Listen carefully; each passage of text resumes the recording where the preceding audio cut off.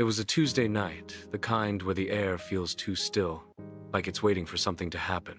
I had just finished my late shift at the diner on the edge of town. My feet ached from standing all day, and my mind was foggy with exhaustion. The streets were nearly empty, and the rain that had poured for hours had finally stopped, leaving the pavement slick and shining under the streetlights. I took the back roads home, as I usually did. Less traffic, fewer lights. Just a quiet stretch of asphalt winding through the industrial district. The warehouses loomed like dark giants, their windows black, the occasional hum of a lone street lamp breaking the silence. That's when I saw him. He was standing at the edge of the road, right where the light from a flickering lamp barely touched. Tall, still, wearing a long, dark coat that swayed slightly in the breeze. His face was shadowed, but something about the way he stood, too still, too deliberate, made my chest tighten.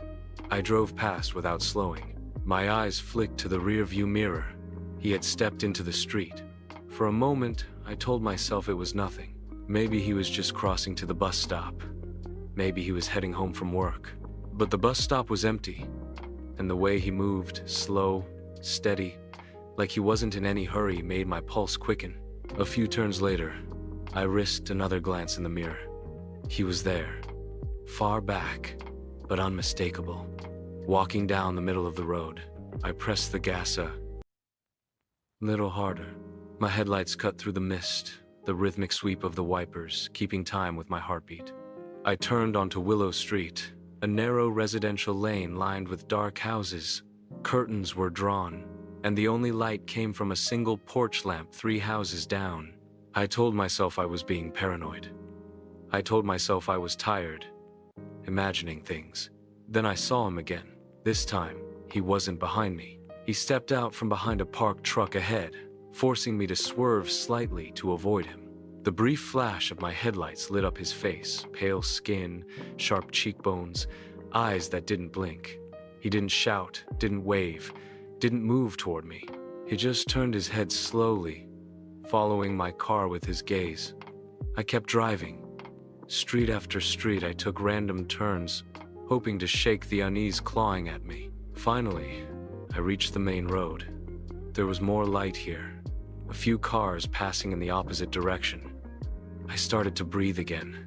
By the time I reached my neighborhood, I was almost embarrassed at how jumpy I'd been.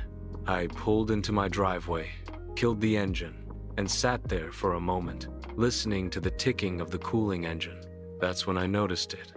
In the rearview mirror, at the far end of the street, under the dim glow of the street lamp, he was standing there. I don't know how he could have followed me without a car. I don't know why he was just standing. I grabbed my keys, rushed to the door, and locked it behind me.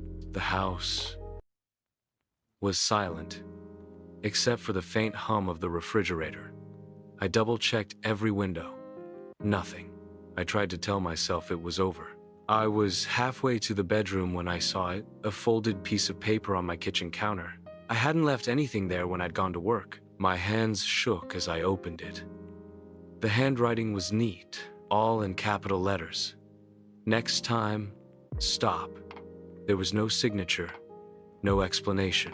That night, I didn't sleep. I sat in my living room chair, the lights on, watching the window.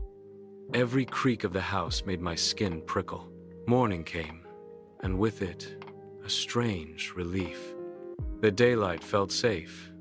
I told myself I wouldn't take the back roads again. I told myself it had been a one-time encounter. But sometimes, late at night, when I'm driving home, I can't help glancing in the mirror. And every now and then, I swear I see him.